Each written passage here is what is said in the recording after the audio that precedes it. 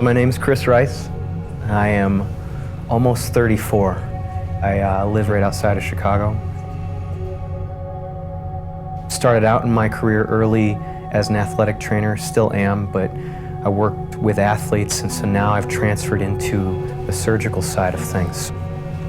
I love what I do, and I have a passion for it. I love athletes. I love just putting my life into them.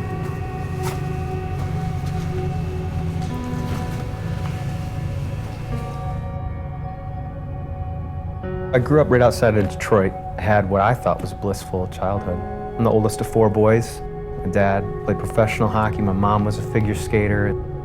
Senior year of college, I'm on spring break, skip class, drive down with a bunch of buddies to Fort Lauderdale, and I meet this girl. She says to me something while we're engaged that kind of rocked my world. She's like, "You've got an anger problem, and you need to deal with this before we get married." We ended up having 2 kids really quickly, 14 months apart. And what I started to see was the same tracks. So my wife is sitting there with kids, and I'm at my work.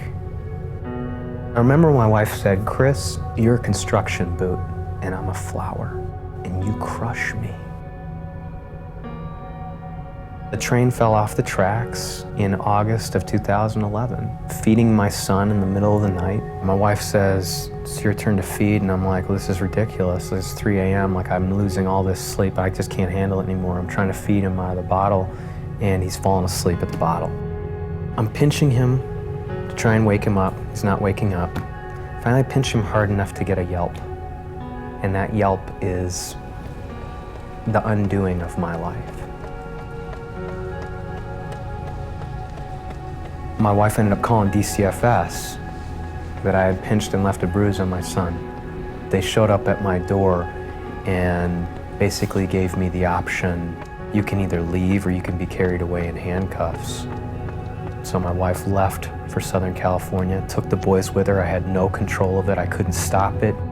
I couldn't feel like the father that I know that I am and wanted to be. I had my best friend in the whole world basically say to me, "Go on a Crucible weekend." And I'm like, I've been on 20 men's retreats. He said something that was intriguing to me. He said, "Picture yourself standing on a mountain and you've got all this chaos flowing around you, just swirling around. And imagine being able to be present on the top of that mountain with the chaos and being able to live free." My wife would file for divorce and claim the boys as residents of California, which means that I would lose my boys. I would lose the right to them.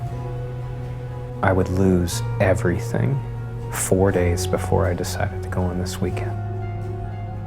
And I found grace and love in a way that I have never, ever felt in my entire life. It's shattered my worldview. It's shattered my idea of Christianity. It's given me hope for healing, consistent healing. It's given me friendships that I'd take a bullet for. I'd say the pinnacle for me is I realized that I am a construction boot, but I see the flower. So I was actually just in California 2 days ago. I spent 5 days with my boys. They stay with me. I love them dearly. This is what God said to me, "Chris, I'm your dad, but I'm also their dad. And you're on loan.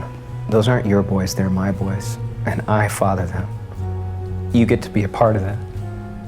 So whatever your part is, fulfill it to the greatest of your ability."